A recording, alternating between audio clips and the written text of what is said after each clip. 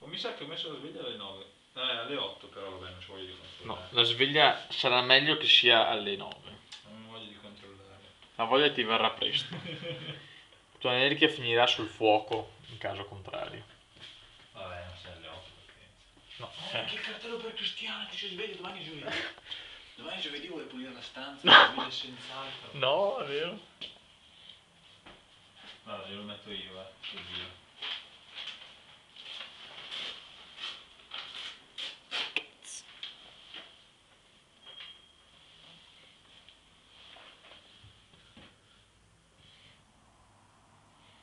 Britta.